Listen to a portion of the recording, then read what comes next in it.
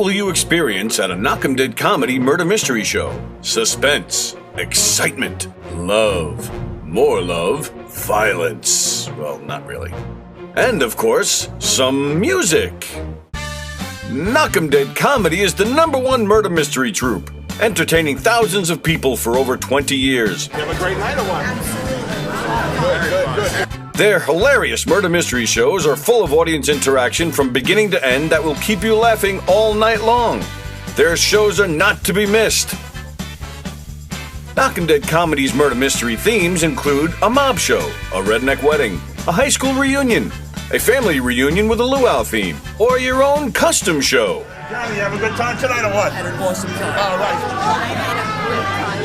She had a great time. KDC, that's what I'm talking about. Yeah, all right. Fundraisers, private parties, corporate events, restaurants, and more. Contact Knock 'em Dead Comedy for your event today. The Knock 'em Dead Comedy Radio Show also brought to you by Two Eagles Auto Body. For more than 25 years, Two Eagles Auto Body has been the leader in auto body repairs and customer satisfaction on Long Island. Two Eagles Auto Body handles every type of auto repair, from custom applications and restorations to repairs involving insurance claims.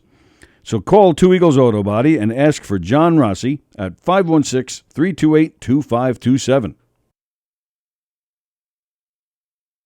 Hi, I'm Danny Bonaducci, and you are watching Gov's Radio. This is where you go if you want to see something or if you want to hear something funny.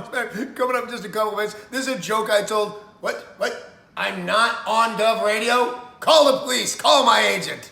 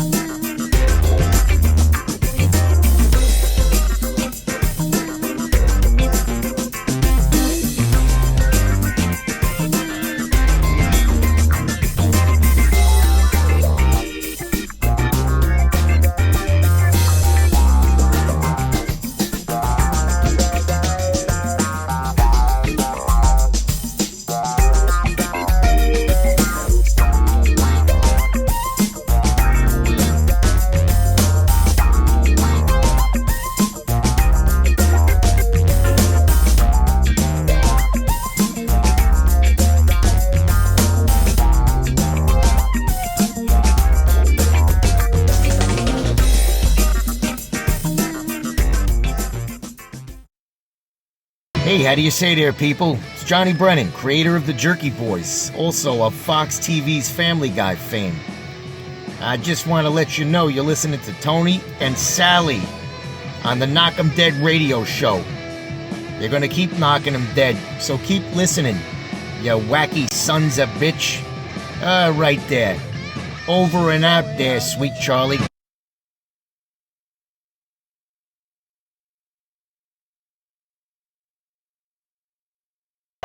3-2 to Mookie Wilson. Little roller up along first. Behind the bag. It gets through Buckner. Here comes Knight, and the Mets win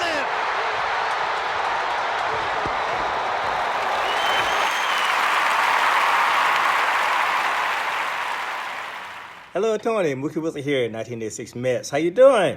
Long time no see, man. Hey, man, I miss you guys, man, at Knock'em Dead Comedy Radio, man. I miss you. I wish I was still up there, man.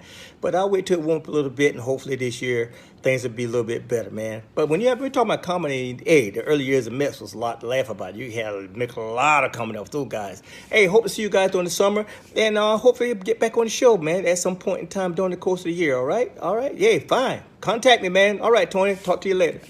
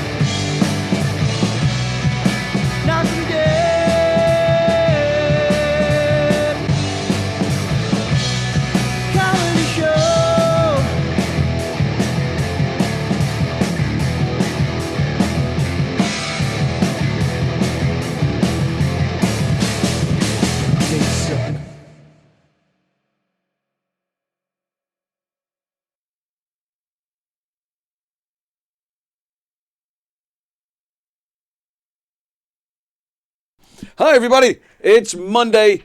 Welcome to the Knock'em Dead Comedy Podcast here on Gov's Comedy Club Podcast Twitch channel. You don't have to keep those on if you don't want to, actually. I just thought to tell you that. I looked really professional, though. Well, now I feel stupid, so I'll take them off. I only have mine on because my mic is on it. My mic's attached to it. Oh, that's fine. Jen Snorteland is here, ladies and gentlemen. We're going to get to Jen in a second. She just got here. She's got to settle in. And I just wanted to thank you guys for coming in. Please, you see the graphic above my head. Please share the show all over the place. Jen's looking for the graphic. Where is it? Please follow this page, Gov's Comedy Club Podcast, and tell all your friends. And share the link and do all that stuff that gets us around. Or we're going to get you. Exactly. I usually say nice things. Like around Christmas time, if you share it, Santa will be nice.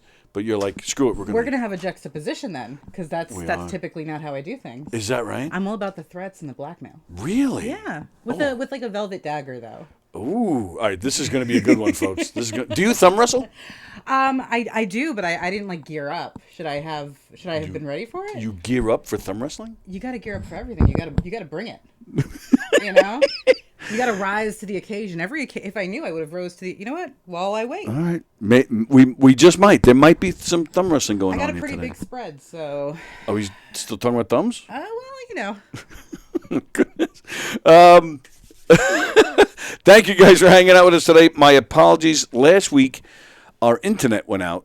It went out last Wednesday. So I do the show every weekday except Wednesday. So the last time I was on was Tuesday. Wednesday night I was in here because our show Circling the Drain was on Wednesday night. Couldn't get internet. Like, son of a bitch, fighting with this thing, getting all crazy. We recorded the show and we posted it later. Hope you all saw it. But, didn't. But still, then the next day I come in to do my show. Josh Schaefer was our guest. He showed up and we couldn't do the show because we didn't have internet. And it was not anything in here. It was on Verizon's end. Dang ISPs. Exactly. So Josh Schaefer had to turn around and go home. Then Friday, Andy Plajanos was going to be here along with Peter Bales and Jackie the Joke Man Martling. Oh my gosh, that's a show. Of course. That's a huge show. Mm-hmm. So we had to, so I had to cancel them. Fortunately, they're coming in this Friday. Wow, I'm surprised you got them to come back. Jackie, Jackie's been good to us here. Yeah, he shows up a lot. And Josh, so here's the deal. So this week, so we're here today with Jen. Hugh is coming back. Hugh Murray is coming back again tomorrow for Tuesday Trivia.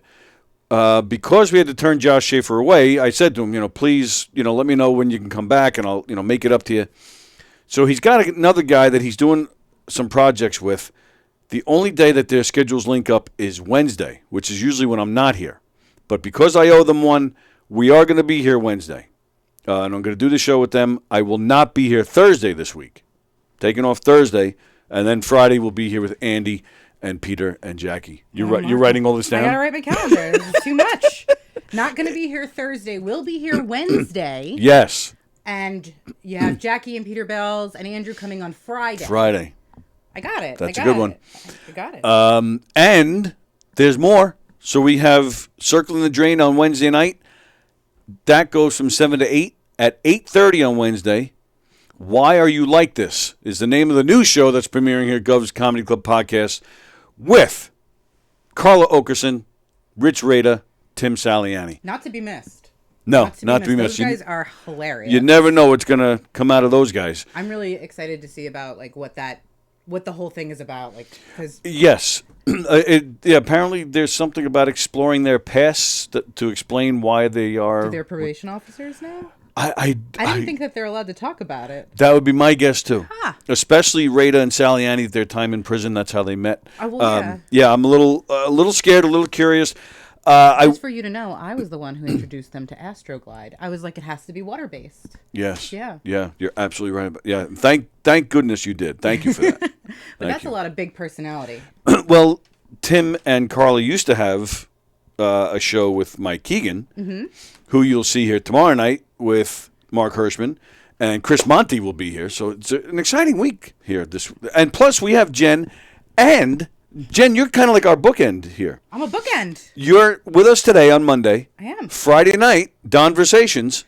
DRQ. There you go. DRQ. I'm so excited about that. Well, that's the random questions. Yes. But you also did a Donversations. Yes. Yeah.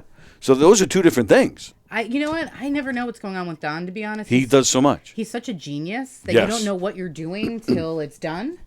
And then you're like, oh no, what did I just say? Right. And you got to call your mom and explain and say, I didn't mean to say those things. He just somehow made me say it. And I'm sorry. Ooh. So it's like... This is going to be a juicy one, huh? Yeah. He like gave me a little clip to look at this morning, and I had to like call my best friend right away. I was like, I'm so sorry. I was like talking so much trash about you. Really? Don has that way, though. Anything he asks me to do, I'll just, like, you know. Well, you would know, because apparently he's your husband or something. Well, you know what? He winds me up and I'll dance. That's pretty much it. But yeah, no, and he has had the unfortunate interaction with me of me being a little tipsy, and it's a whole different Jen. Oh, is that right? Yeah, so I was telling the bar that like he was my husband. I'm like, I'm Don Still's husband. I need a drink. And they were like, it's an open bar. Like, you don't have to say who you are. Oh, so you thought mentioning Don Sill would get you free drinks? I thought it would get me faster service. And the girl just looked at me like, and she was so right. I'm like a mess. It was just like, ugh. But Don was so sweet about it, and like, you can put Don into all these positions, and he'll know how to react right away without hurting your feelings. And I think that's a skill he's developed throughout his... Well, he has 18 kids, so of course he knows how to react. Well, he's Mormon, but that's something you expect. But he's been in this business for like longer than you have, and you've been in this business since before I was alive. Well, we actually got into this business around the same time. Oh, okay. We did. I tell the story a lot, actually. We were both 25-year-old kids. We used to sit around at the table together and talk about, how we hope for bigger and better things for each other. And now we're working together in here. It's kind of like a nice full circle thing. It really is. And you guys did so much work together. The collabs that you guys do, I will say it 1,000 times. Comic Sans, a genius, power-packed, short. You have everything in that short. It has so much heart. The themes within that short, too. It really captures the I think any comedy scene. And I can talk about Comic Sans for the longest time, but like... Don in that car and then comedy time. Like, I feel that on so many levels. I bet. You have to see it. If you haven't seen it, figure out a way to see it. Steal it, torrent it, tell all your friends. Just you gotta watch it. That would be quite the compliment if you can find it on a torrent site. You can find anything on a torrent site. I've seen some things. Well, yeah, I mean, you're right. You can find almost everything, but I'm going to check that later. Because you know that would be wild. They had a premiere. Once you have a premiere, you can find it somewhere. Yeah, but all right, but that way it'll be somebody's, like cell phone version. Oh, wouldn't that be so cool to bring that back, though? I remember when I was younger, my grandma used to get me, like, she wasn't on the up and up, and my whole mom's side isn't. She wasn't on the up and up. She was a criminal. A little bit, and she used to sell VHS tapes, like the neighborhood. This is a real story. And I remember I got Pocahontas, and I was so excited. It was still in the theater, and I brought it to school. Yeah. And halfway through the movie, this like guy gets up, speaks Chinese, and gets kicked out of the theater. That's fantastic. I'm like in maybe like first grade, second grade, and I'm just like, this is like Disney really outdid themselves. Like that's a weird ending. Yeah, this is really like abstract. Anyway, I never finished the end of Pocahontas. Ever. I don't know what happens. To this day. To this day, I won't. Because that's how it should have ended. Yeah. With a little Chinese man. Well, that's kind of like the ending of Toy Story. Not Toy Story, Christmas Story. Yeah. Kind of. They're in the Chinese restaurant. They are in the Chinese. That's not like the ending. That's like the middle part, isn't it? I thought that's not the ending. No, they go through Christmas. Then he gets his. That's for Christmas Eve. They end up out there. Then he gets his Red Ryder BB gun. Yeah, but then the dogs day. come in and eat the Christmas turkey. So don't they go to the? Yeah. And then they chop the head off. It continues because he shoots his eye out. I thought the Chinese restaurant was the end. All right. No. Really? Now, I don't want to brag or anything, but my dad is obsessed with this movie, and he did go to the Christmas house in Ohio. Oh. And he, like, enjoyed himself as if he was in Aruba. And, like, I think that says a lot about why I am the way I am. Yeah, Because, it like, kind they're of a does. little, you know? Well, that's better. I was in here once talking to Kevin Downey Jr., and he went and visited the house where Buffalo Bill lived in Silence of the Lambs. Which says a lot about him. Shout out to KDJ. We love him. Oh, absolutely. It does say a lot about him and also why he keeps asking me to lotion up. I thought it was because I was ashy, but now I figured it out. I'm also like a bigger lady, so this makes a lot of sense, actually. You're ashy. Yeah, I just thought I was ashy. You know? You get that weather change, you get a little chalky. Yeah, is that what it is? Chalky, but he was like, "Oh, just rub this," and he has like great lotions. Oh, really yeah, expensive. several, yeah. My cellular waters, but now I get it now. I've never because you're ashy. I'm sweaty. Oh, gross. I'm very gross. But he hasn't really helped me with that. Really? Yeah, you I've gotta tried. lean up on him. I got to what? You gotta lean up on him. Yeah. Yeah. All right. But I'll try. he does like going to houses. That's for sure. That's the truth. Come in uninvited. If you say Kevin Downey Jr.'s name 3 times in a mirror, he'll show up. I promise. Especially if you lean certain ways politically. Right. Right. That's the truth. He'll show right up. Even if the doors are locked, you're not supposed to be there. He'll find a way in. He'll find his way in. So they say. Well, supposedly. Speculation. Andrew Fremder, water-based Astroglide. The show should be called Why Don't You Lick This? Oh. Andy Pajanos, it ends with smallpox. Yeah, that is a good end. Did you know that guy, the kid who licked the pole and got his tongue stuck? You know, he went into porn. Makes sense. Yeah. It's like people who love feet and they become like shoe salesmen. You know, he found his passion, and I love that. I love when people find their passions and like make something of it. You know. Well, but then he has since gotten out of that, and now he's a Jesus freak, pushing the Bible and all that. They do that. They that do happens that to people. You know, I was talking to Don, and he told me he actually used to be a janitor, and that made a lot of sense to me. At a hospital. Because he spends a lot of time in closets, in like supply closets, and now you guys do podcasts, and you're in tiny spaces. So I think that's his passion. But now to bring this all full circle, Don used to go in those closets with Benny, and you host a podcast with Benny. So so it's all kind of full circle here. You know, Benny said to me yesterday, we were talking about something, and he was talking about Fire Island. And it was like the craziest diss. I forget who we were talking about, but he's like... It must have had something to do with Frank Zappa or the Dead. Something. No, not this time. But like, oh my gosh, don't get him started. Love Benny, though. Oh my God. He actually told me to give you his regards. He was like, make sure you tell Tony Walker. And then I promptly forgot. But I'm glad we brought him up. Hi, Benny. Yeah, hi, Benny. But he was like, yeah, you got to be careful. Because this one, he is so gay that when he goes to Fire Island, the deer walk backwards. And I was like, Benny, what did you even just say? Like, it's like 10 o'clock at night. I don't have time to think about that. He said that about me or Don? I forget who we talk about everybody, but it might not even been the personality because like we are honestly like best friends on the phone. I'm worried that you're talking to Benny at 10 o'clock at night. Oh my God, right next to my husband too. Yeah, and sometimes I'm like, oh my gosh, like get me off the phone. And my husband's like, you reap what you sow. And I'm like, okay, great. Does he understand that's not how you get laid? Well, he definitely understands it. Like my husband. Yeah, that's what I meant. Yeah, he doesn't keep me on the Talking about phone. Yeah, no. He doesn't. He didn't save you so that he could get some. No, we have a toddler. In fact, Well, that's the toddler's sleeping at 10 o'clock at night.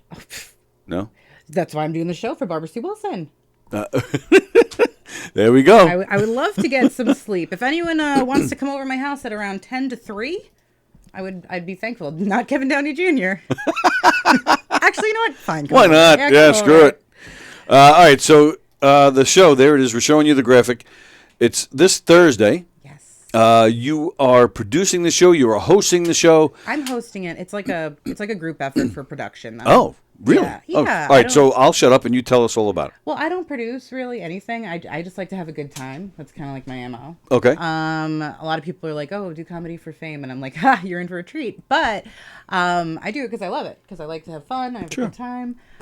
So this was just a great opportunity to meld something I really am passionate about, which is, I hate saying I'm passionate about autism because doesn't that sound like something really strange? Yeah, autism. Yeah, I love it.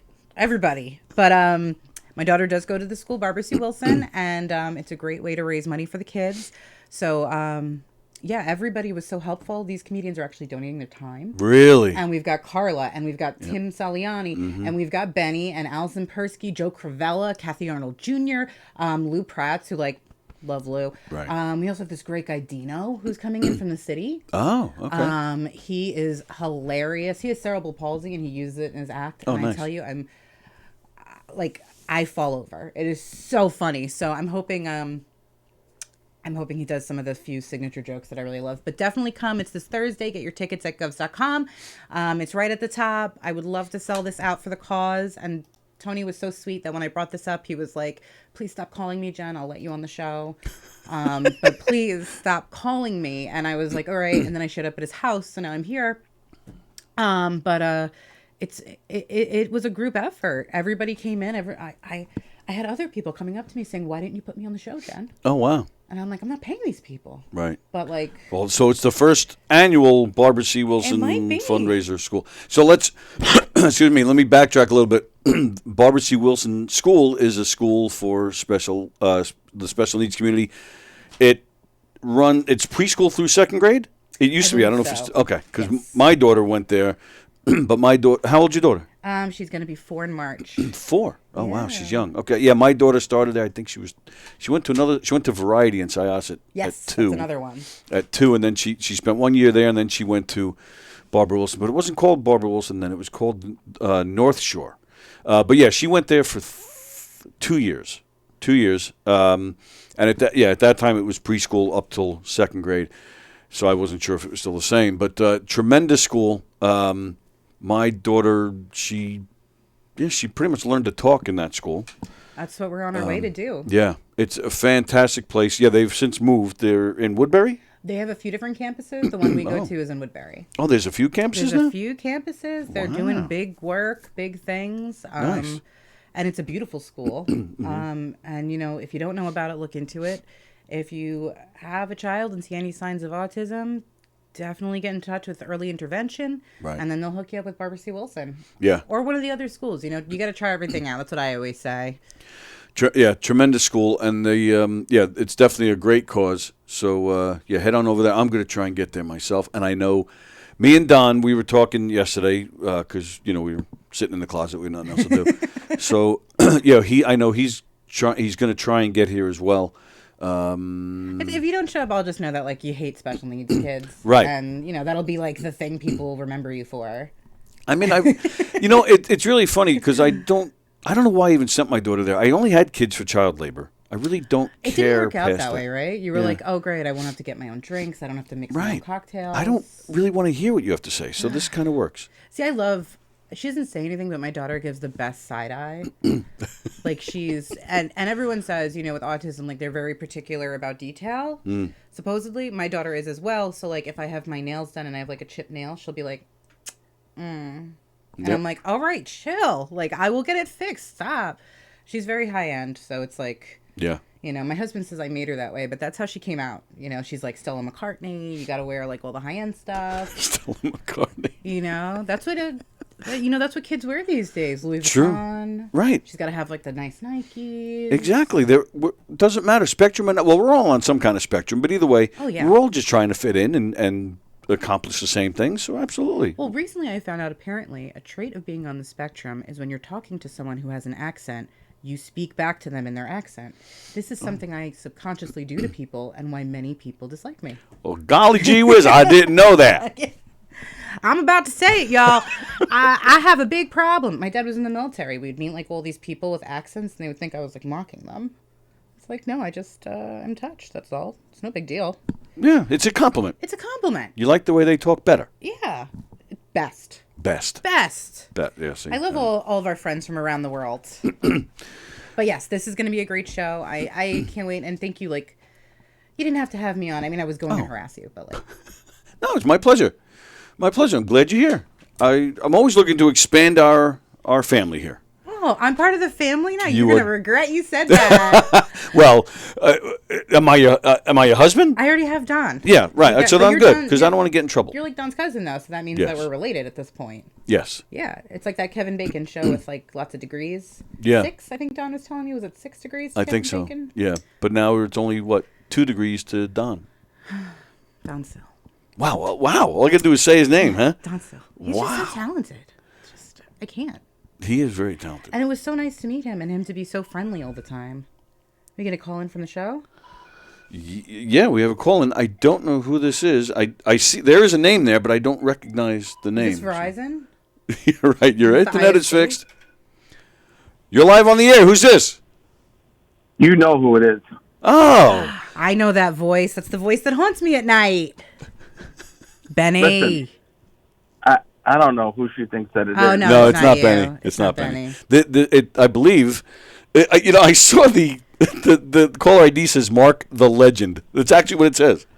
Who is Mark the Legend? It's Mark Hirschman. Oh, Hershey and the Keegs, Mark. Mark, are you okay? Let's cut to business, all right? I'm not in the mood for small talk today, all right? I don't know what your agenda is. I'm assuming it's some sort of a bingo or trivia or Jeopardy or whatever it is.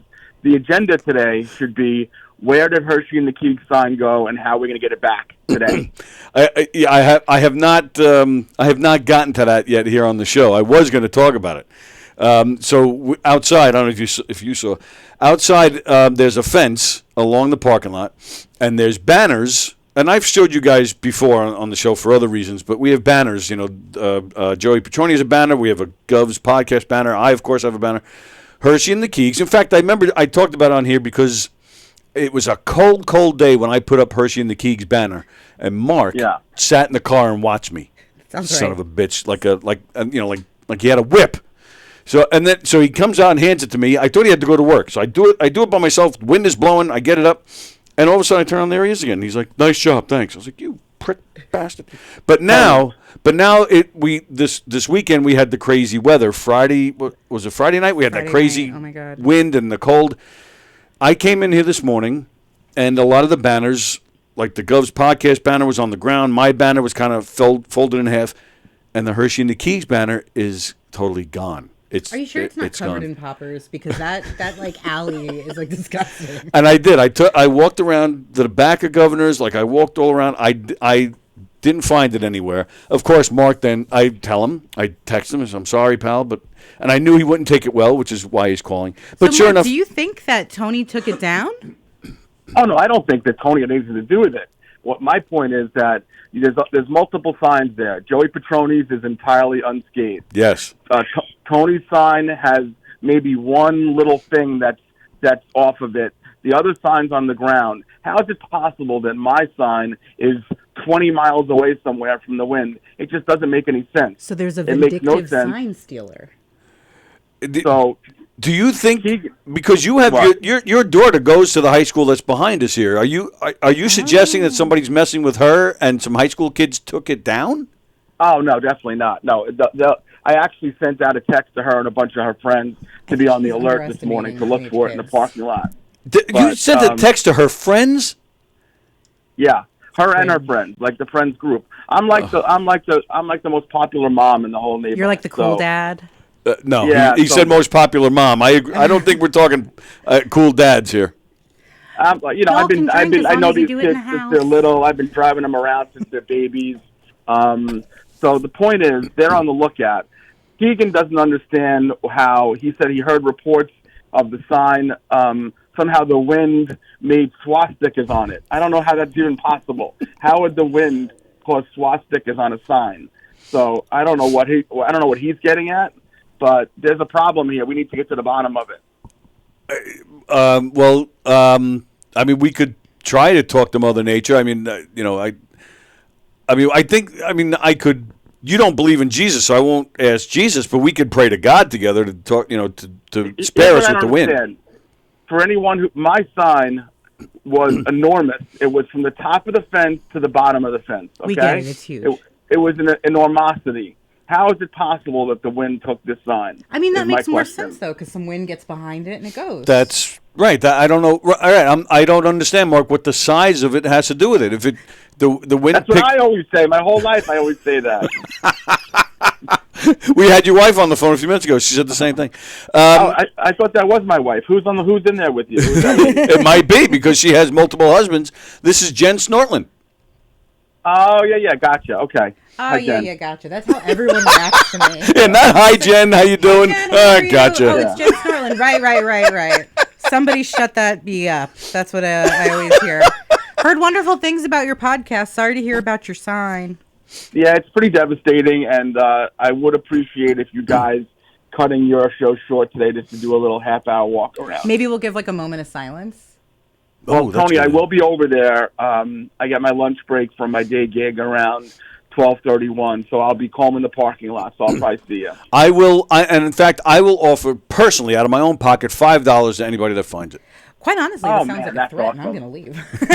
I don't need this in my life, guys. Mark's going to make a new one just so he can get my $5. Ooh. I mean, it's pretty devastating. It's ironic that of all the signs, the Hershey and the Keegs is the one that's gone. But, listen, we won't draw it to any bizarre conclusions or anything, conspiracy or Chinese balloons or anything like that. We won't think about that right now. Friday night was the time it got shut down. I know because I was at Quan Ming's.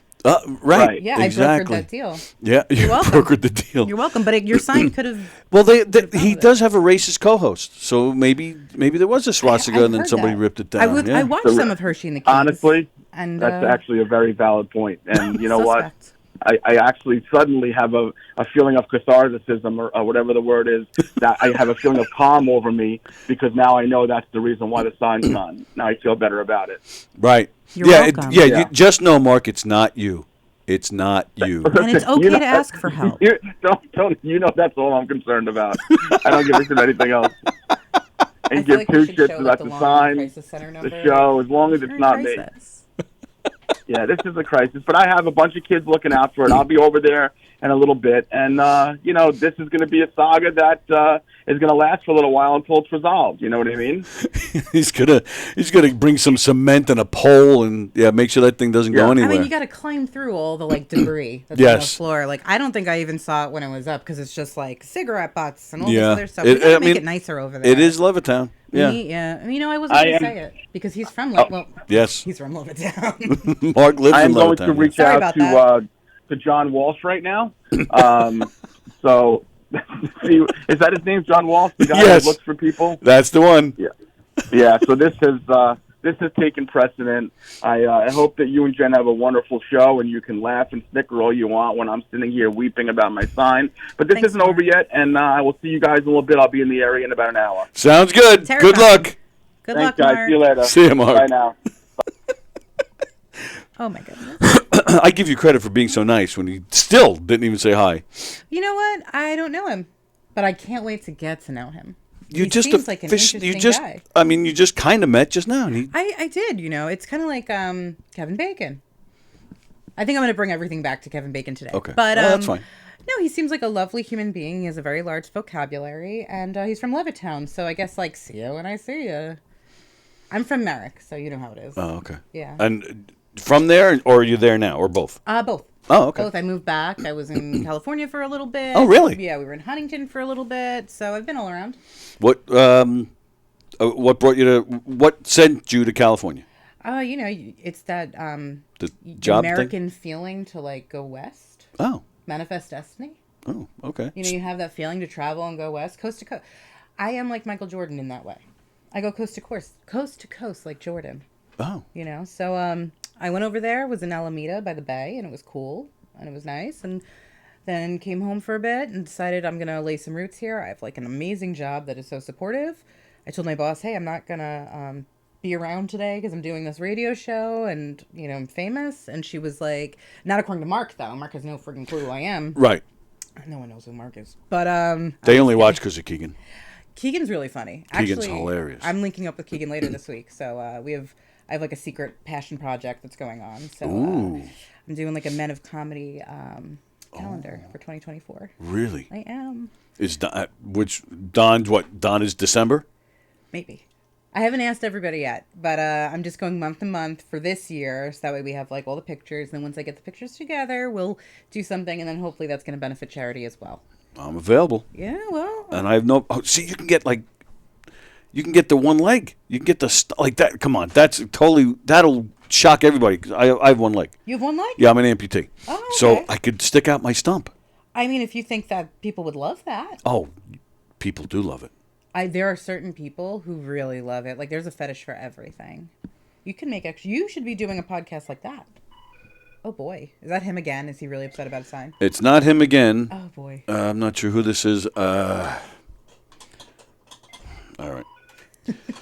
You're live on the air.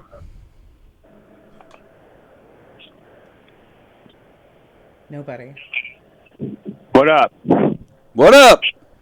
What's good? Nothing. What's good? You know who this is? I don't. Keep talking.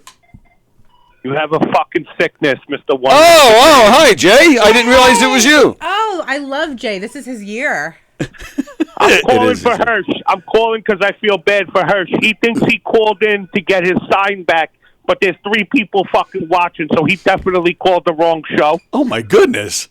But if we have to rally the troops, let me know. I'll be in the parking lot in 15 minutes. We'll fucking hunt that. We'll turn those school kids upside down if we have to. Oh my to God. get that sign back. Wait a minute. What? I'll be there in 15 minutes. What happened to? I'm not around for the month of February and March. I'm not, but Hirsch needs me. Oh, We'll be there. wow. If you're going to come by in 15 minutes, can you pick up a bacon, egg, and cheese? You don't have to go far, honey. Right next door. Right has next door. the Pepper best ketchup? bacon, egg, and cheese sandwich. It really is amazing over there. It really is. Oh, He's not I'm kidding. looking forward to it. Wow. All right. Well, Hirschman's not coming for about another hour. So I'll.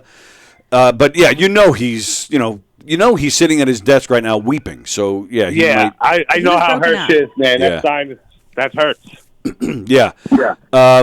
But I mean, come on. Let's be serious though, and let's just get down to it. He's Jewish. I think he got somebody on Fiverr to make that banner for him. So I mean, what'll it cost him? Another $10 to get that cartoon made? He'll be fine. I just want to do a Tony, little I'm plug going real to quick. physical therapy. I'll talk to you later. All right, Jay. Good luck. Bye, Jay. Jen, have a great day, madam. I love you. Talk to you soon. It's your year, Later. buddy. See you, Jay. So, if you guys are looking for printing, Williston Park Minuteman is donating the Step and Repeat for the Barbara C. Wilson February 9th fundraiser. What is Step and Repeat? What is that? Step and Repeat is a backdrop that we're going to have in the front. We have a photographer who's donated their time as well through Melanie, who's the head of the Parent Association. And when you step up, you'll be like a celebrity. We'll take a picture of you. Oh, cool. Later, you'll be able to find it online. Wow. Because, you got to rise to the occasion. Like this sign drama has me some type of way. The phones were blowing up for a minute. And over a sign, yeah. I'm really worried about this. I think it's bigger than a sign. I think the sign's a metaphor for something else. I'm not sure what, but I'm ready to dive into it. I'm gonna say no. It's just It's just a sign. Hershey and the Keys. You're really It's just a upset sign. about a sign? Oh, Hirschman. Yeah. See, yeah. As you get to know him, you'll see how neurotic and the guy suffers from huge anxiety. He's nuts. He's nuts. Oh. Yeah. If you or anyone knows anybody, you can call the Long Island Crisis Center. I just want to plug that because these guys are a little edgy today. I love Jay, though. I don't really. Oh, Jay. Who doesn't love Jay? Oh, my God. Jay's the best. But yeah, Hirschman. He kind of baffles me. He performs stand-up comedy like maybe twice a year. That's it. But meanwhile, Chris Monty, Chris Roach, Kevin Downey Jr. like they're all buddies with him. Well, you have that one guy that's like Opie in the group. You know how it is? Like, you always have the group of friends and, like, they play football, and then there's, like, the kid that, like, was with them as they grew up. So I get it. See, I always thought that maybe he's got money So these comedians who don't have money He's like from hang out. Levittown. Well, he's not. He lives here now, but he's not from here. So he like fell on hard times. Could be. Yeah. It's the Merrick Riff. There's a riff between Merrick and Levittown. Is there? Oh, there is now. Yeah, there is. There is. Where like we call it like Levitt Trash. Yeah. And then like Lindenhurst is like Levittown by the water. Mm-hmm. You know, Yeah, because we're mean. Because we're mean. But no, we love Levittown. We especially love the Govs Radio for being in Levittown. Oh boy, here's because I said something bad about Levittown. All right. Well, let's see. I might not. Let's see. Hello. Hello, Tony. How you been? Hello. Hello, Tony. How you Hello. been? Can't hear you. Hello. Okay. Hello. Hello. Hello, Tony. All right. So don't ask. Oh boy. So hang on. Oh, there we go. Okay. You're like a drug dealer over here. The Yeah, line's just off yeah. the hook. It's off the hook. It is weird. Our phones usually don't ring this much. Yeah, no. So let me get back some comments. Bosie's watching. Hello, Bosie. Yeah. Bigger sign means more likely to blow away, says Andy. Okay. Right. That's what I was saying. So Fremdus is guessing no autograph signing. Oh, you're killing me. All right, I'm leaving the phones off for a while. Is this the sign conspiracy episode? Yes, New York Girl. Apparently it is. Considering the size of the people that are on the banner, it wouldn't surprise me that it had sale-like qualities, says Bosie. Wow. Fremder, maybe Ace of Base knows where the sign went. Do you get that? I get that. Unfortunately. I'm a big Ace of Base fan. Are you? Yeah, when I was a kid. Oh my goodness. huge deal. Do you sing? I do sing. Sing a little Ace of Base for me right now. Sing the sign. The sign? It's only fitting. I didn't like gear up for any of this. That's all right. I rise to the occasion. Of course you do. You're a professional.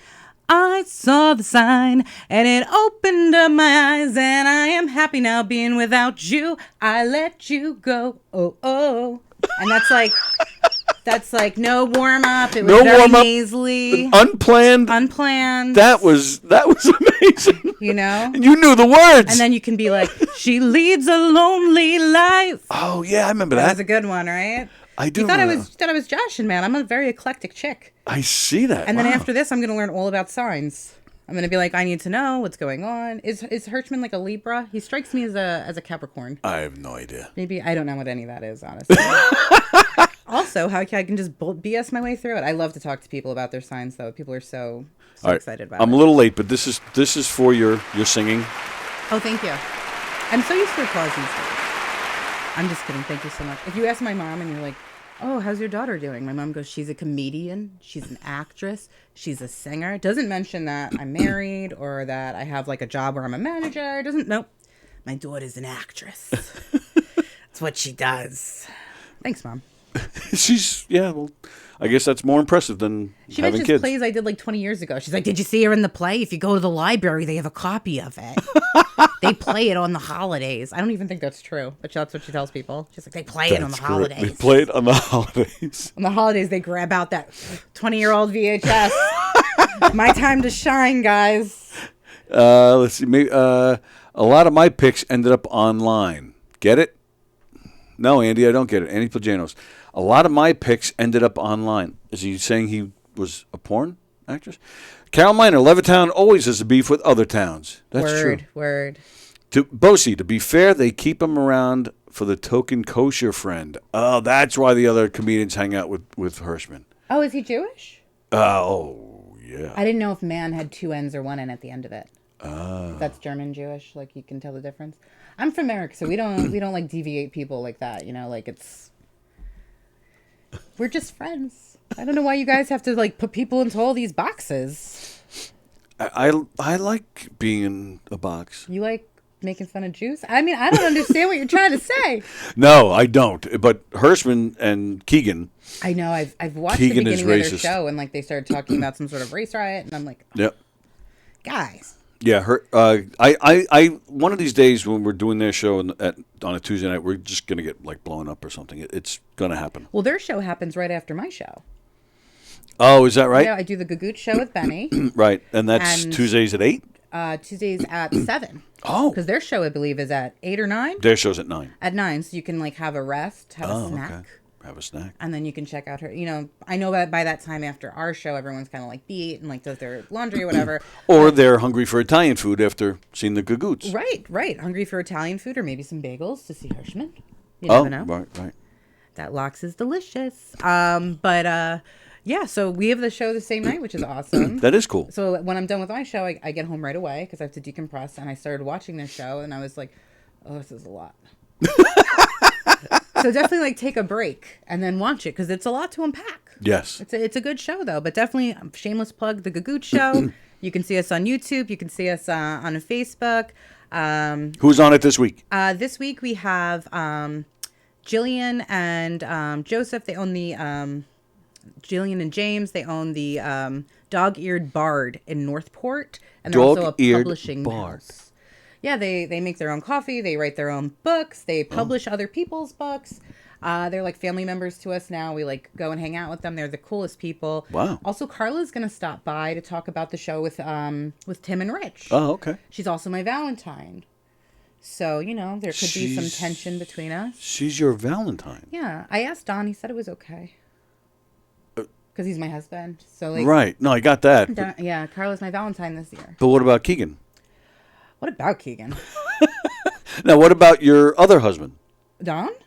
Or my husband, David? David, yeah. He's just glad I'm out of the house. Oh. Yeah, he's like, yeah, please. Go. So you have Don, you have David, you have Don and Carla. So you like... She's my Valentine. I'm all over the place, Really? That's what I'm saying. You put people into boxes, and I'm just here to tell you, you could just do whatever you like. It's America. I'm as free as America. Wow.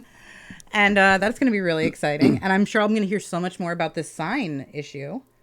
I have a feeling, we're going to hear about this for a while, yeah. Yeah, that's upsetting. I wish there was more going on. Yeah, me too. Me too. I bet you we're going to find it right after this, too. I bet you it's like propped up against the deli next door. If it's somewhere in this vicinity, Hirschman will find it. I'm going to look for it. I'm not going in. I looked already. I'm done.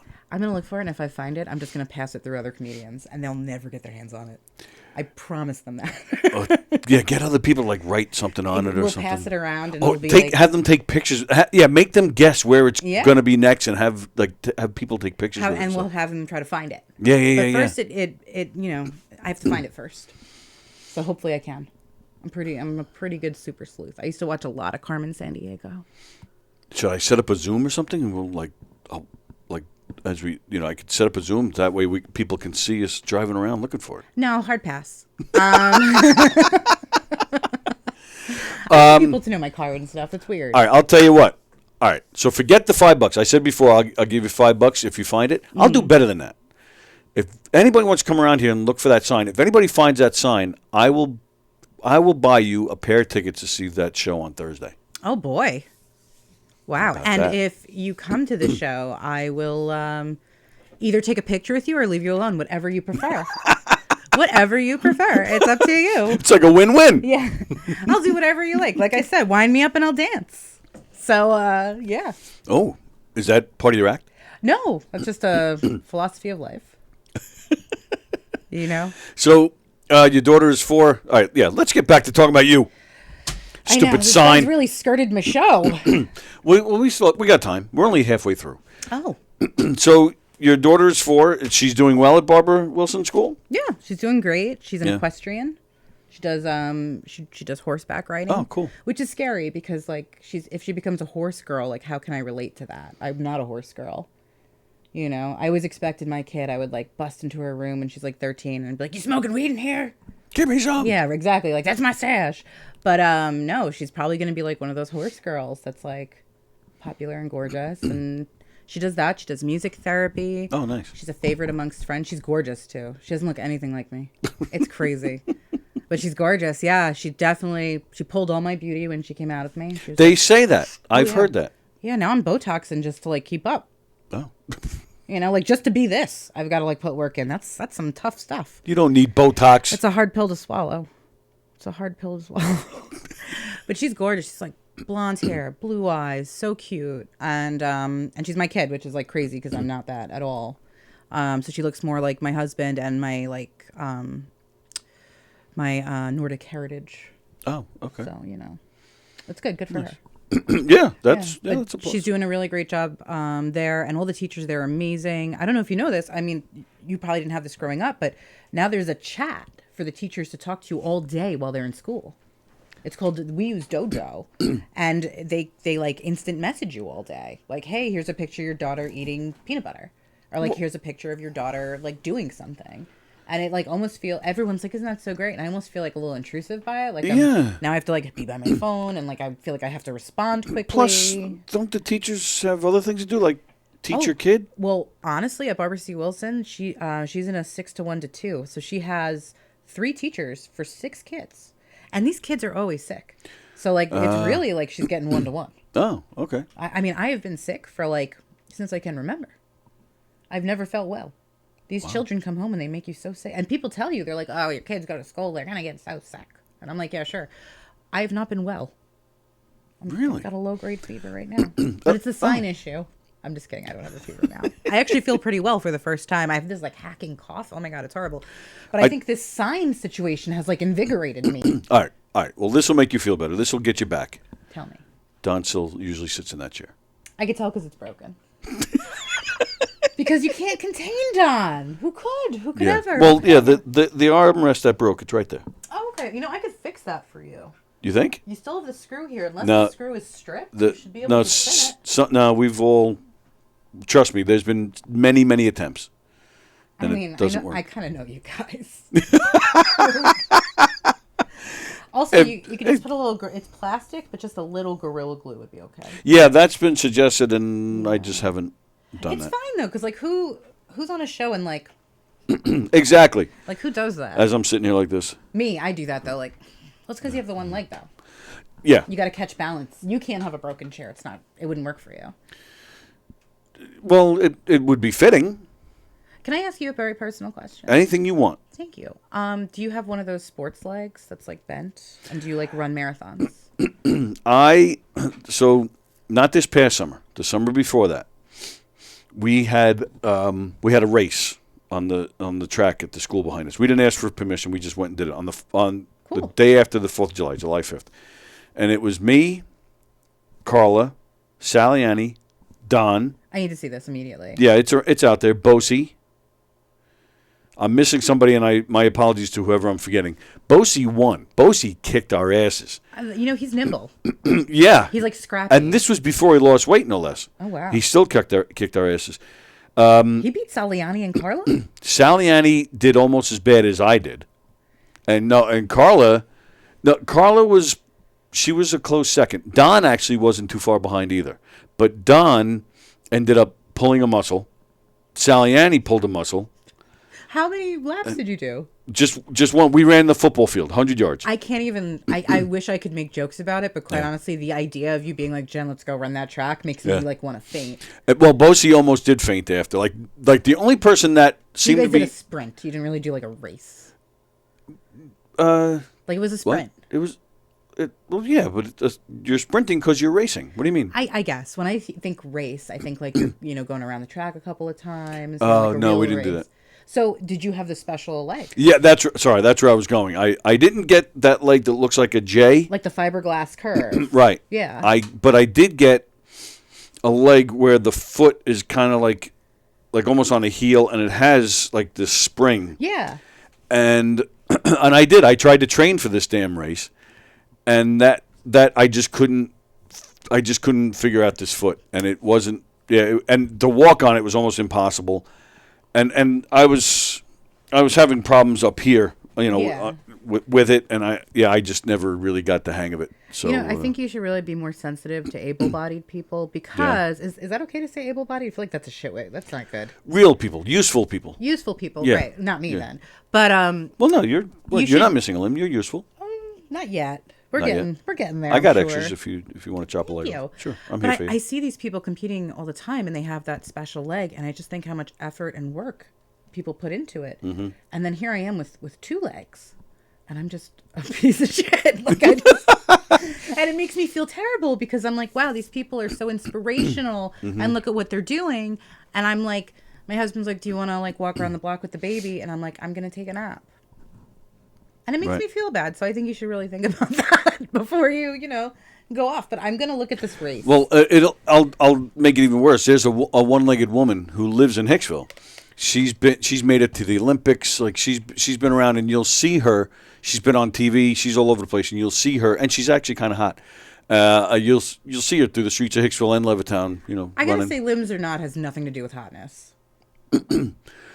I think not having a leg enhances my hotness. It makes you bionic. It makes me bionic. You're like the $1 Million Man. But the stump jobs. No good? No, they're fantastic. Really? How many? And there's no other one-legged men walking around here. You want a stump job? I'm the guy. Going in or going out? Yes. Huh. Yeah, I don't want to talk about this anymore.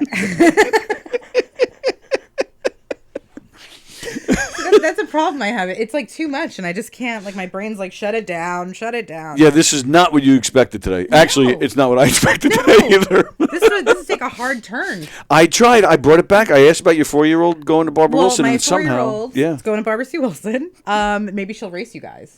She would win. She is fast. That's like I'm afraid to take her around because like my husband's super fast. He did 2 tours in Iraq, and like he is. Your husband did 2 tours in Iraq? Yeah, he's a sleeper cell because you meet him and he's like the sweetest. Yeah, he was a very quiet guy. Yeah, right. He's an accountant. Oh, there's like a movie or something called, I believe, The Accountant, where like he's also like a secret killer. Oh yeah, wasn't that Affleck? I think it was my husband.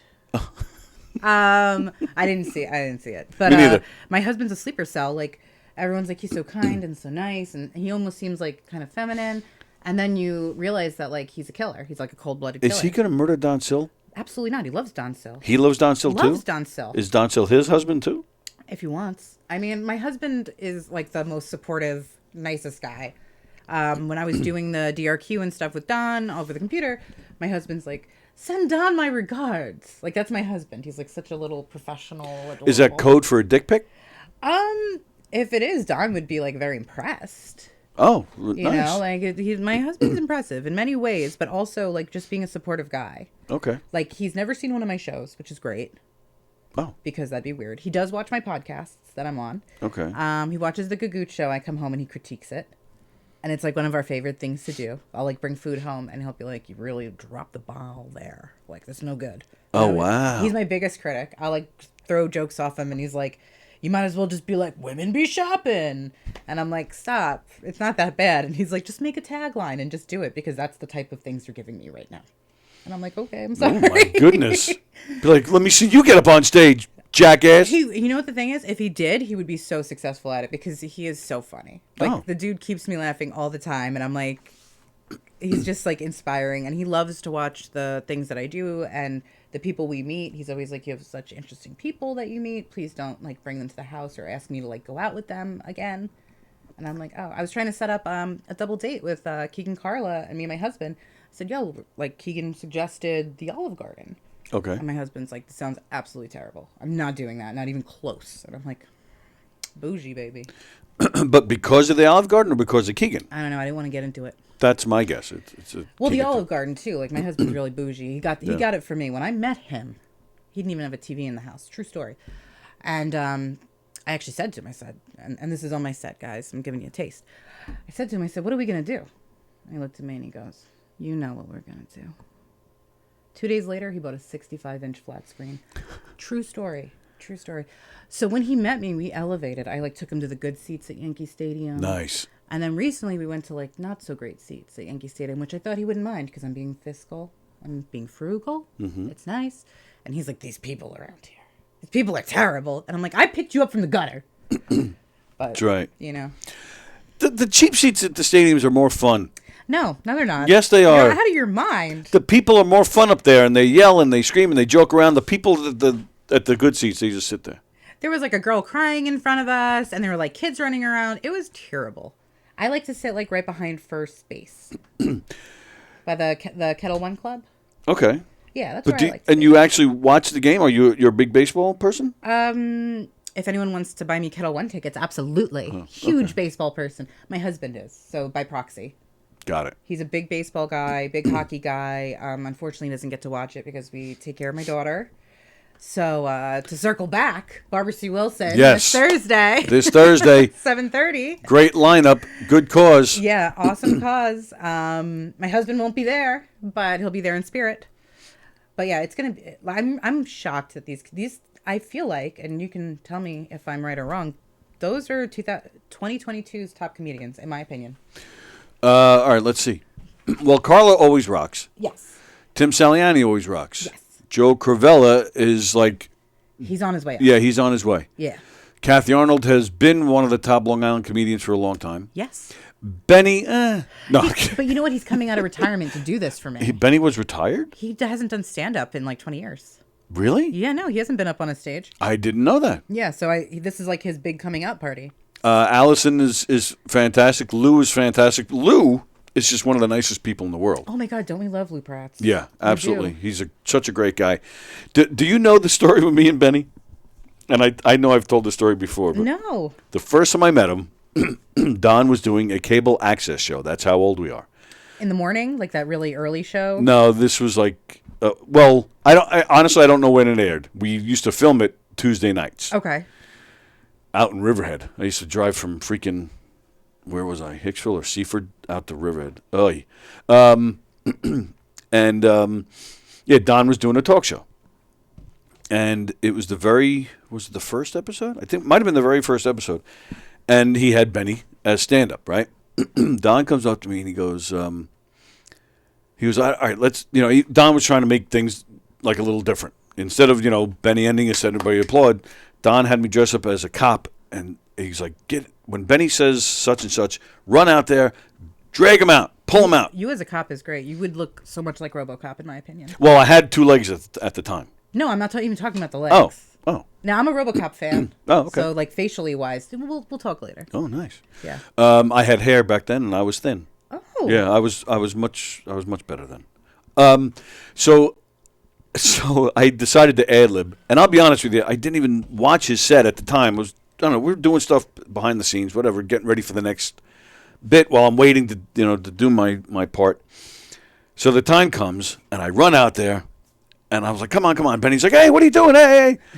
And I go, you gotta get it. And I go right up to the mic, and I'm just ad-libbing. I didn't mean it, but I was just, again, just messing around. I went, your time is up, and you suck. Oh. As soon as I did it, too, I walked Benny off. I finished my part. I walked off, and I'm like, I even said to him, I said, I'm really sorry, man. It hit me. Like, I thought I was just joking around, but then I was like, no, that was mean. That was mean.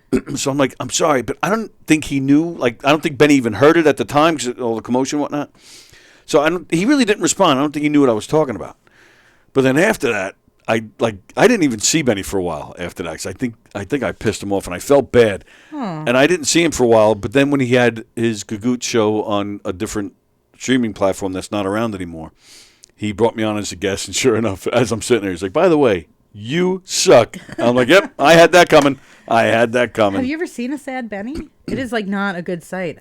And I tease him a lot on the show and I go after him once in a while because it's like boomer versus millennial.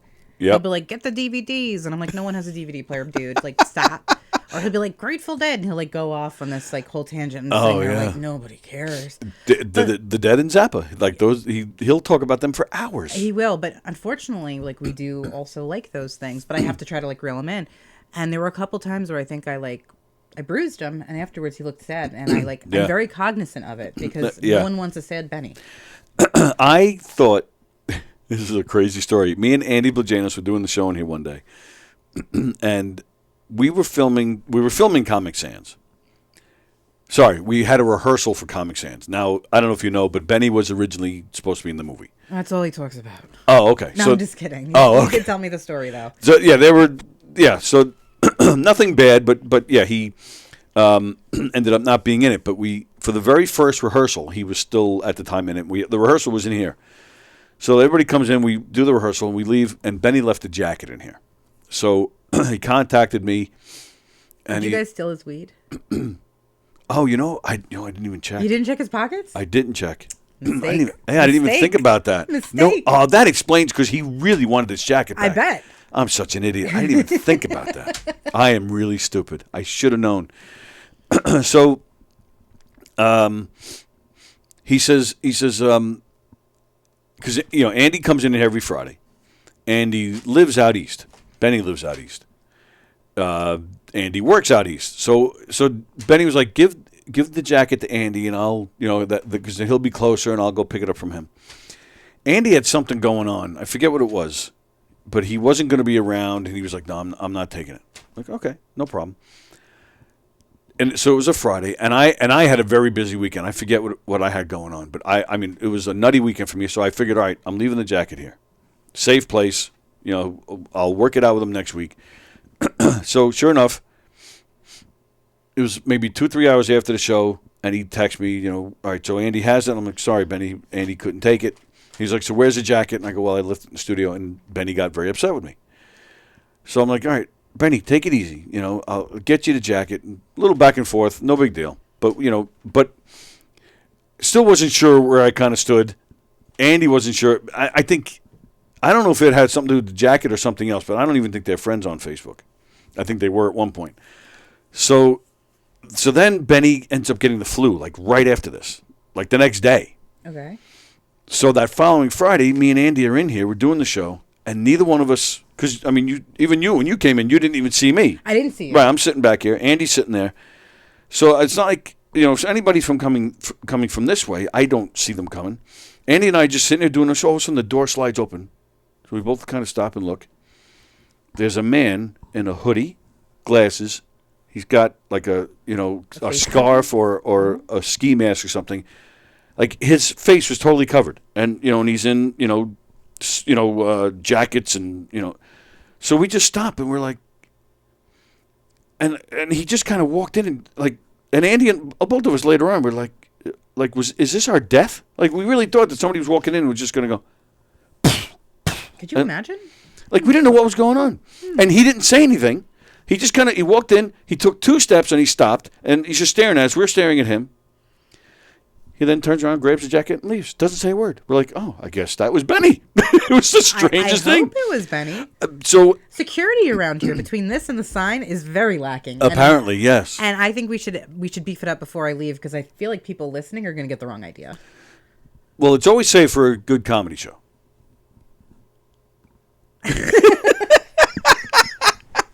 But during the day when there's not important people in here like myself, yeah, you could get killed by Benny Rizzuti. We really did. At any time get killed by Benny Rizzuti. I True, feel like he's such a nice guy. I don't know why we're saying this about him. I'm being serious. I really thought for a second, like, what is this? Like, it was such a weird moment. Like, what is happening here? Like, I really thought for a second that something was going to happen because we didn't know who it was. That flag is probably floating around like the feather in Forrest Gump. I was just watching Channel 12. They said that witnesses have seen a flag speeding down the I-95 after hijacking a truck of bananas. Oh. Plagano said he'd rather find the banner for $5. Carol Miner just bought tickets for A.J. Wilkerson here at the Addison Improv. He's hilarious. He needs to go to Gov's. A.J. Wilkerson, is that... A.J. Wilkerson? Is he a comedian that's on the spectrum, Carol? A.J. Wilkerson. Is that who that is? I mean, what comedian isn't on the spectrum? Well, true. Let's all talk about that. Maybe Benny took the sign. That is something I wouldn't put past him, but I don't think he did. I don't think he's connected enough to do it. But. All right, so, yeah, Andy's demanding we go all the way with this story. Right. Yeah, and... so Benny blocked you after it had something to do with filming at the office. Oh, all right. If we're actually going to go all the way with the story, let's lay out the suspects. Uh-oh. So obviously, Andy's a suspect. He's really too invested for no reason. So Andy, suspect number 1 in my opinion. Okay. You've got Mark is also a suspect. Oh, we're talking about the sign. We're talking about the sign. Oh, I thought we were talking about Benny blocking Andy. Oh, okay. You're done with that. All right, back to the sign. By accident. He's old. Stop. Nancy did it for him, probably. Nancy might have done it. Who knows? So we've got Andy, who's suspect number 1. All right. Okay. Mark, suspect number 2. He calls and he's making a big hubbub about this. He's just looking for attention. He's looking for attention. He's trying to get people to watch his show. I get Yep. it. I'm on the show. Huge draw. Understood. Right. Yep. I'm just kidding. Then you have number 3, Bosie's chiming in. Bosie said he quit stand-up comedy. Yeah. I know he still works with you. He does. And all that. So what's his motives here? You know, is he looking to be on the show? What's going on with that? Well, Bosie has an open invite. He's a part of the show. But it's noon. Don't these guys have jobs? Like, this seems pretty curated, in my opinion. So we've got these 3 suspects. Then we also have the school. Yeah. The teens who know the last name Hirschman, who might have thought it was a funny prank. It might be hanging up in a teacher's. That's kind of where I'm leaning. I might be leaning that way too, but I love a good conspiracy. Oh. So, it's Andrew. Let's go even further with this. Please. Carla, who you can see Thursday. Oh, they were talking badly about, not badly, but they were talking about Carla having her surgery. They did. So she might be upset with that as well. Plus, she has her show starting here on Wednesday. Maybe she just wants... Oh, wouldn't that be awesome if I showed up here tomorrow and there's a banner for her show right in that spot? That would be cool. I am going to make some phone calls on that one, to be honest. Because that would be hilarious. And Carol says, yes, A.J. Wilkerson is a comedian on the spectrum. Oh, I would love to get that going here. Yeah. That's I would love to say that's so inspirational, but like people on the spectrum, people with disabilities, you know, like I said, don't put people into boxes. Right. You almost won a race. Not a chance I would win. Oh, I didn't almost win. I was... You tried, though. You tried. I did. There. I did walk. Up. I walked or hopped the whole 100 yards. You showed up. That's half the battle. And then Tim tried to carry me at one point, but... I got to watch the video, because like this seems like the silliest thing in the world. It might be best, says Andrew Fremder, to just let Batman handle this. I think he's right. I do think he's right. As everyone has heard, though, you've never seen me and Batman in the same room together. That's why I'm really invested in this now. Nice. I've never been on this show before. I don't know if this is what you guys usually talk about. No, it's not, actually. No, I usually stick to the guest and spotlight and highlight. And, my apologies that it's been taken over. But we're I like a good mystery. That's something you need to know about me. I like a good mystery. So I'm into it. All right. Well, then come see Bosie in a Knock 'em Dead comedy murder mystery. I actually do want to see the Knock 'em Dead. I look at everyone's Facebook. I'm like a social media stalker. No kidding. You know what? Because I'm everybody's biggest fan. I don't know if people know this, but like you can ask comedians that I've worked with. I'll come up to them and I'll be like, "Can you do my favorite joke of yours?" I have like a favorite joke for like all my favorite comedians. Really? Oh yeah, people get so annoyed by it. Wow. They're like annoyed. They're like, "What am I like doing your bidding?" And I'm like, "No, I really want to hear this joke." I would have no problem with that. You know, so like I am a huge fan of the friends that I got to make, and that's like a great feeling to be like, sure. That's half the fun of being around here, is making friends with these guys. Yeah, making friends with them, and everyone's like, "Oh, what do you plan to do this year? You think you're gonna, do more shows, this and that?" I'm like, I'm gonna hang out with these people and chill and have a great time. Yep. And I get to, see them perform, which is amazing, and that gets to be a regular part of my life. Right. Cool. Absolutely. That's awesome. Yep, I agree 100%. But yeah, so I'm stalking these people's Facebooks and their Instagrams and everything like that. And like I'm making fake Instagrams pretending to be their fans. That way they think that people like them. I don't actually do that, but I don't have time like that. But do you talk about the autism at all in your act? Not really, but I do have what we're going to be doing is going to be newer material. Oh. Because you can't talk about that to every crowd. You can't talk about... Yeah. People aren't comfortable with it. Yep. People aren't comfortable with talking about people who are different or who, look at things a different way. And I found that it's not like a crowd pleaser because they're afraid to laugh. Yep. Joey Cola, because I tried a bit about it. And I was hosting one night, and Joey Cola was he was headlining, and he's, anybody who watches the show regularly knows I'm always praising him. He's one of my favorite people, my all-time favorite comedian. He comes up to me during the show. The show's not even over. He hasn't even gone up yet. He comes up to me and goes, "You got to lose the autism bit." I'm like, "What?" He's got to lose it. I go, I said, "There are actually a couple people in the audience laughing." He goes, "Yeah, a couple." He goes, "It's a depressing topic." He goes, "Lose it." So I did. I got rid of it for a while. And then I was talking to Tim Gage one day, and it came up. And Tim Gage says, no, this is your story, your truth. You talk about it. He goes, every audience is different. You bring it up again, and they'll like it. So I still didn't bring it up yet, but then I did. Where was I? Was it here? I forget where I was, but I did it. And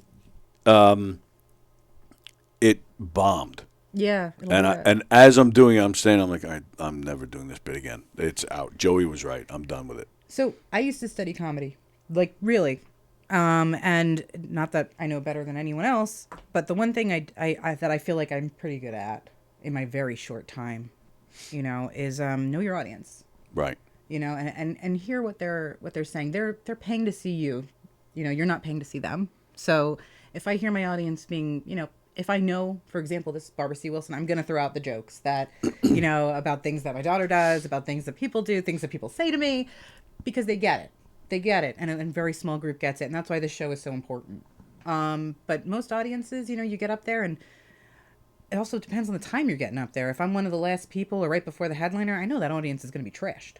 Yeah, true. So like complex jokes go out the window. Like anything with like 3 or 4 punchlines or a big build, gotta go. Wow. Something with like a really long tag. If I start and then that's my ending bit is the tag from where I start, it's gotta go, because they're not going to connect it. Sure. Because when I'm drunk, I'm not going to connect it. Mm-hmm. So really, wow, that's great.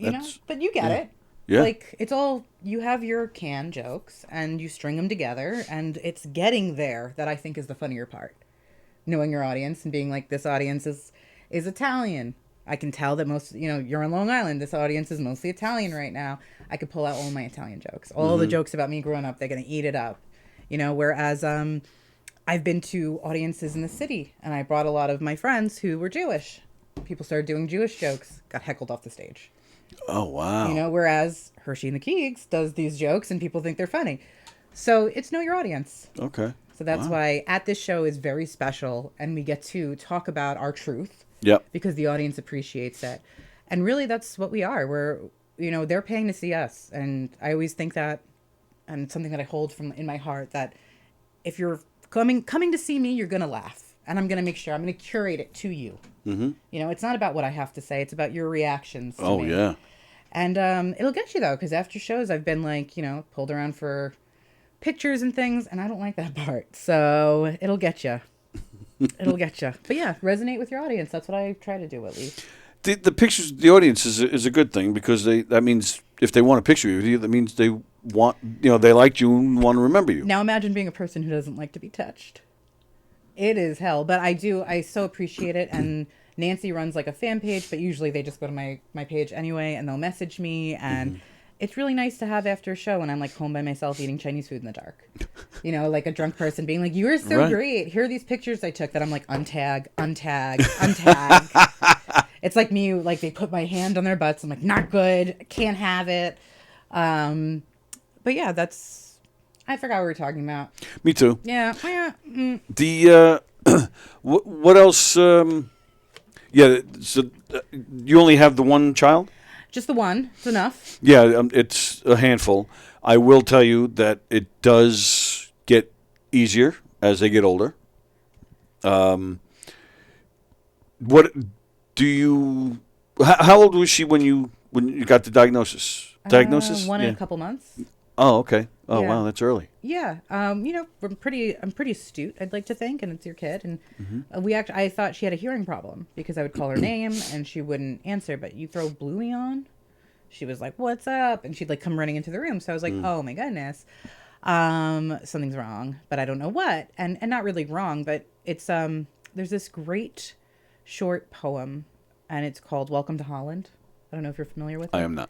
But what it's about is how your whole life you prepare to go to Italy, and you read the Italian manual, and all your friends are going to Italy, and you're so excited, and you get on the plane, and the plane lands, and they say, "Welcome to Holland," and you're like, "Whoa, what do you mean? I know Italian. This is supposed to go to Italy," and they say, "Well, too bad, you're stuck here now." And then you look at Holland, and you're like, "This isn't bad though. Like it's different. Mm-hmm. They even have a couple Rembrandts. It's nice, but now you have to learn a whole new language." Yep.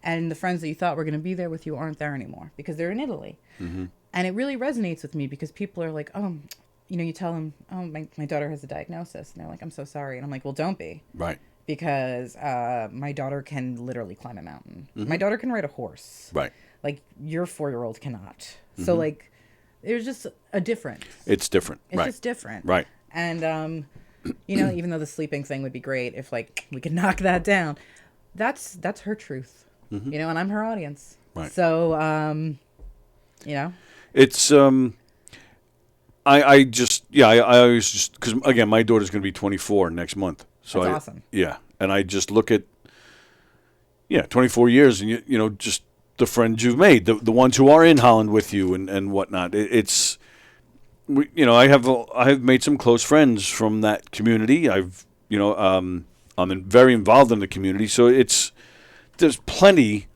of positive. I think it's pretty safe to say you've made some friends over at Barbara Wilson. Oh, for sure. Definitely made some friends. But right. Even better is you find out who's like with you to ride. Right. And you can eat like before when you don't have a kid, regardless of the type of kid you have have friends, you have family. Once you have a kid, that really draws the line. And if you have a kid who has special needs, oh my goodness, you find out very quick who your friends are. Sure do. Because, you try to bring them somewhere and like, oh, why is her hair so messy? Why is this? And it's like, how about just enjoy my daughter because she's hilarious? Like, literally, my daughter's timing is like, so like, she's so much funnier than I am. And so it makes it so much easier to like know who your real crew is. Yep. And that's so important because now I know who to like get the really nice gifts for. What else? What do you guys do? So the horseback riding. What else? Oh my! What don't we do? We do horseback riding. We do gymnastics. We do music.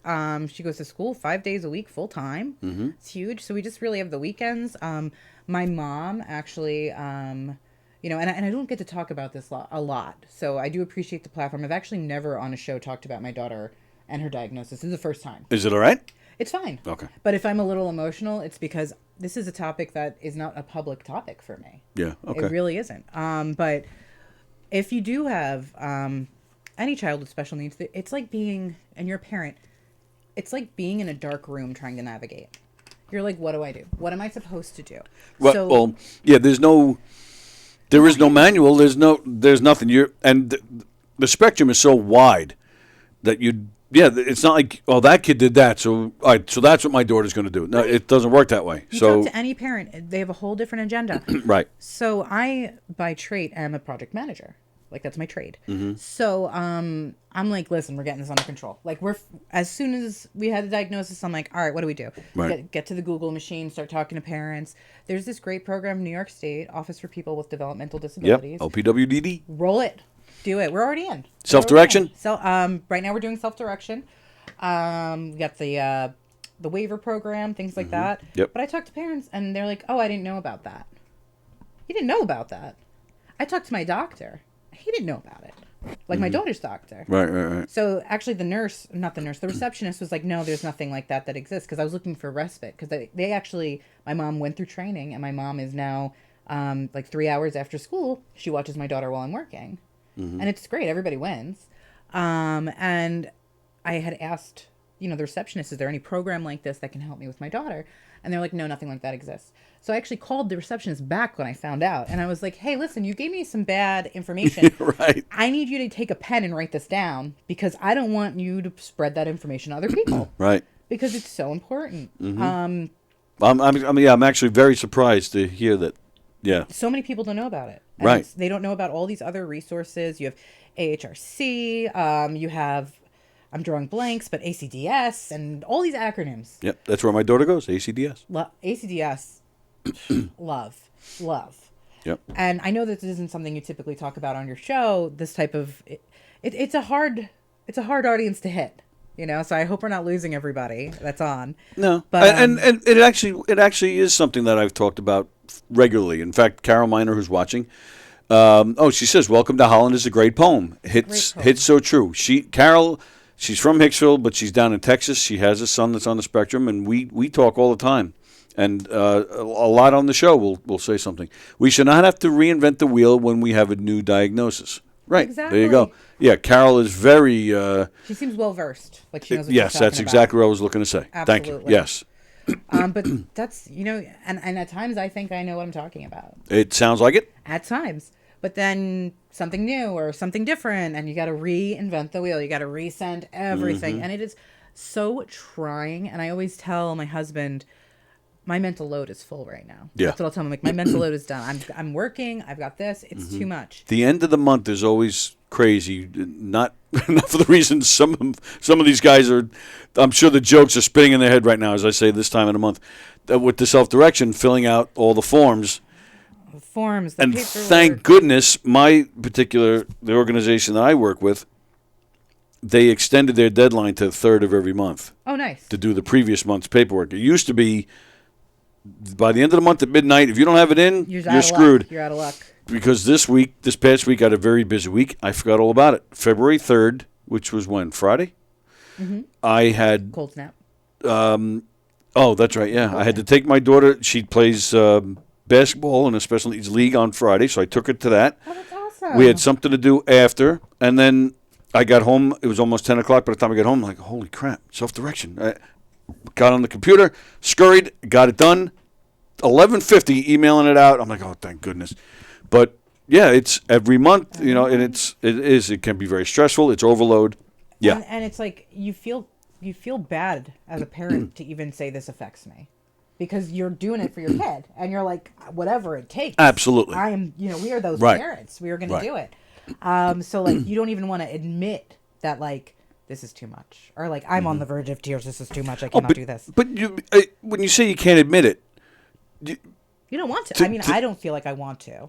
But like just talking to your husband, you can't admit it? Or to yourself? To myself, to anybody. Really? Yeah. Oh, I'm constantly complaining to myself. Oh, God, this is crazy. I think it's great we're talking about it, because I think it's something that everybody feels, and they don't want to admit it. They want to seem like they have it all together. I'll complain about it to the end of the, to myself or to her mother. Oh my God, this was crazy. Oh my God. But I'll never say it to her, to my daughter, and it's totally worth it. I'm bitching, but taking her to basketball on Fridays, or I'm the president of the Nassau County PAL, Police Athletic League. They are the only PAL in the whole country to have a special needs unit. This is the best. And I am the president. Where's the applause button? I don't hit it for myself.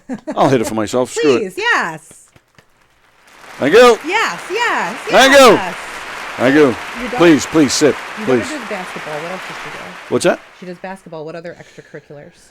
The PAL, we have the basketball. We have, which starts at 5. So next year, you come talk to me. Basketball might be much. I'm leaning lacrosse, but okay. We have lacrosse. We have bowling. We have yoga. We have what we call boot camp, where it's just like calisthenics and it's just some workout type stuff. That. There's track. And then we have, then we, outside of sports, like we just did a money management program for some of our higher functioning guys. Sometimes we'll have like a computer course or something. I love this. And this is all through the DayHab? No. This is through the PAL. Oh, so get this. What we were just talking about being in the dark, in a room in the dark. Have I ever heard of this before? Absolutely not. Is it something I should hear about? 100%. So I hope people watching can... Well, to go the other side of that, though, because, she's only 4, and you guys are still kind of new and... kind of soft. Still plenty of time. As they, once you... I don't know what your plan is after Barbara Wilson, but whatever school she ends up in, you'll hear through the PTAs and whatnot. There's resource fairs and, SEPTAs, and you'll get... This information will get to you. People... It's a great community of people. And it's a small community. I can't tell you how many people I've met because I saw them over here and then I saw them over here the next day. And, you get to talking. The information does get, but you're good. You pay attention. You know what's out there. You ask questions. So you'll find it. You'll find it. Crazy. That always helps. And also I love meeting people because, my husband always says, like, you always bring out the weirdest things of people. Like, I have people telling me their life stories when I meet them in like 4 seconds. I'll be like hugging a woman in the parking lot crying, and he's like, what happened? I'm like, I just told her that, like, it's okay. Like, you can be stressed out. It's fine. And I'm here for those parents. You can be stressed out. We can be stressed out together. I would just get excited from seeing you and another woman hugging. That would be my that's the thing that happens to me. All the time though. I'm not I don't like to be touched, but like I get so involved with these things. I'm actually doing a bingo for Want a SEPTA. Right. Yeah. Which you had mentioned, right? Yeah. I was want to accept the president for 5 years. Me? See, I don't ever want to be like in charge of something. You know? Oh, I fool them tremendously. I have no clue what the hell I'm doing. I would have even in imposter here. syndrome to the max. Yeah. Imposter syndrome. But I would never want to be in charge. But I love that they're asking me. I love that they think I'm funny, and I love that this audience appreciates the jokes. So your jokes about, you know, your experiences and your truth for the autism portion, that's the audience. Right.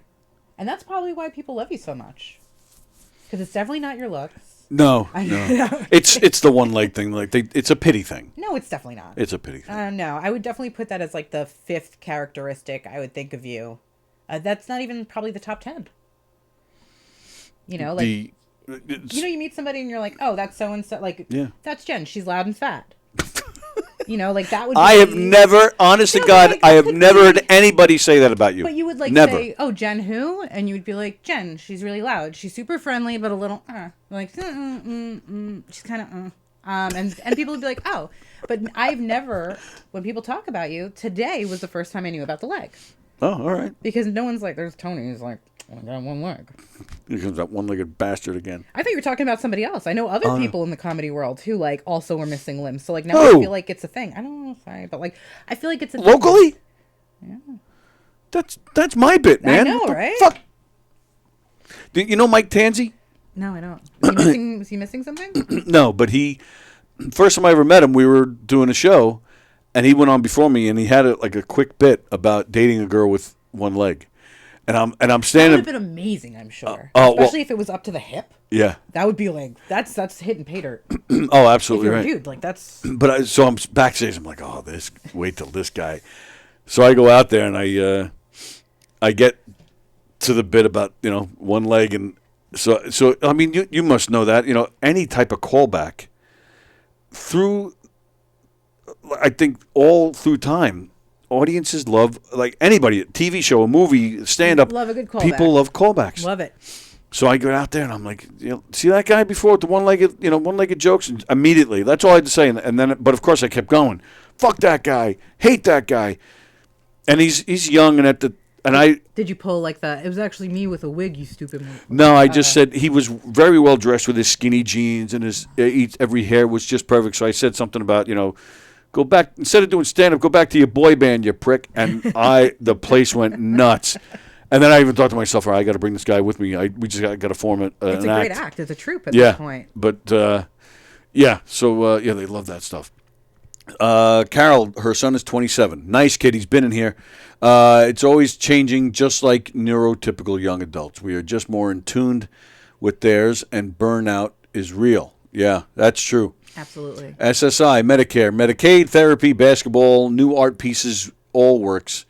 Then she says, Jen and I need to be friends. We're already friends. Nice. Already. Good answer. As soon as she chimed in, I'm like, that's my girl. That's my girl. She's even though she flat left us and moved to Texas, she's still a treasure trove of information, and just one of the most super people you ever meet in your life. That's what's so great. And, like, I'm not saying the world revolves around me. Maybe it does.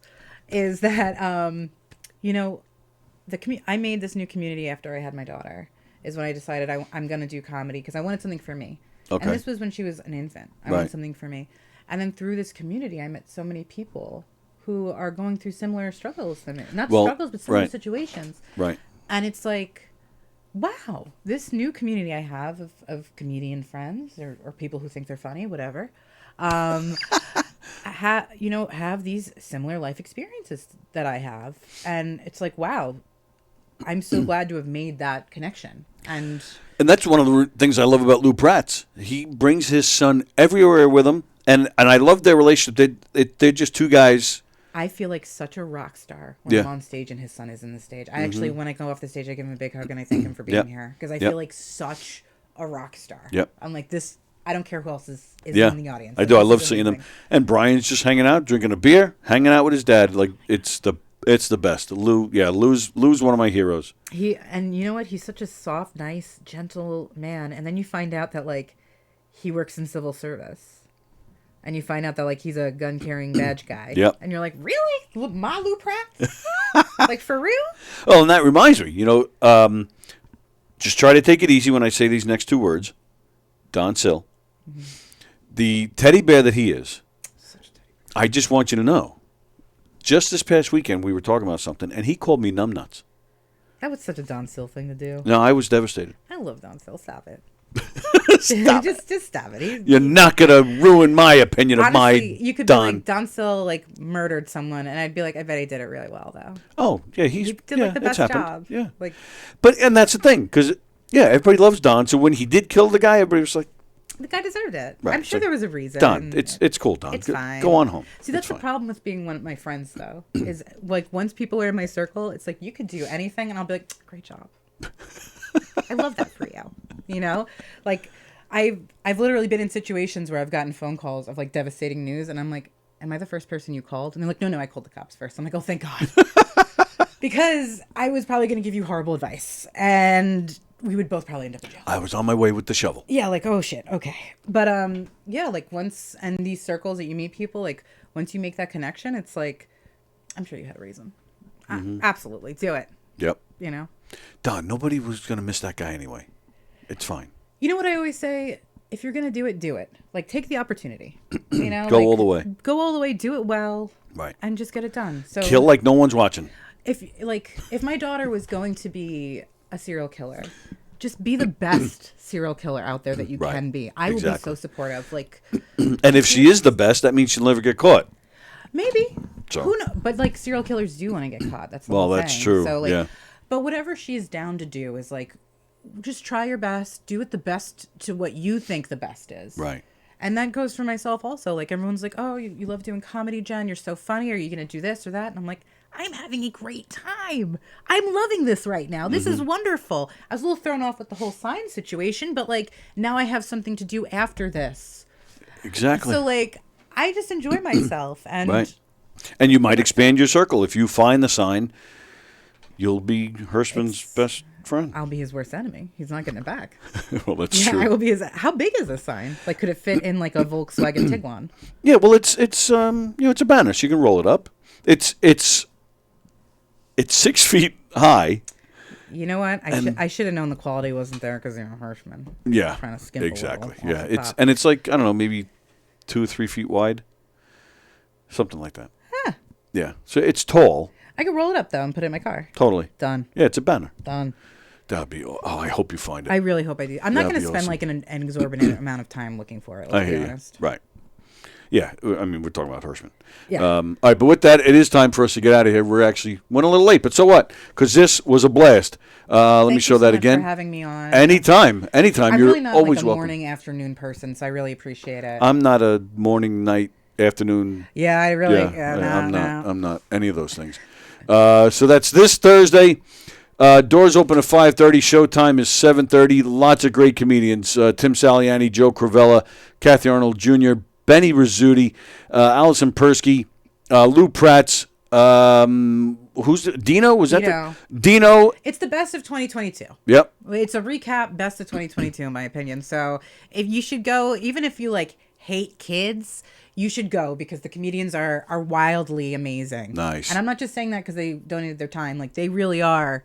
Well, the fact that they're donating their time makes them heroes, and hopefully we get a lot of support. Let's not get too crazy.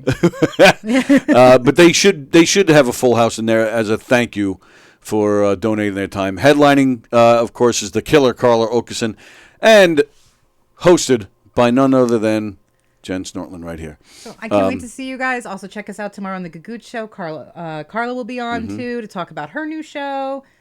And it was just such a blast to be here. Also on Friday, I'll have Donversations out. You can see her. That's on the YouTube channel.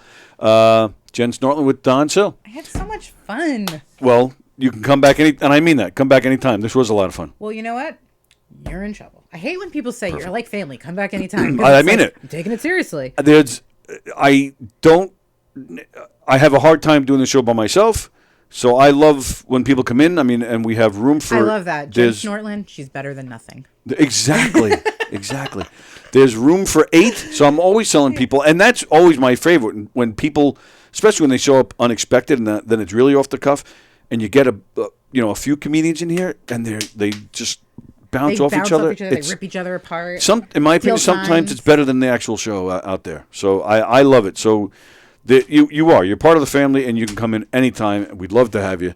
And all the best with Thursday. I really hope it goes well, and I hope you get to do more. Well, you're going to get sick of me because, like I said, we have that connection now. We do. Shake on it. We do. That's it. All right.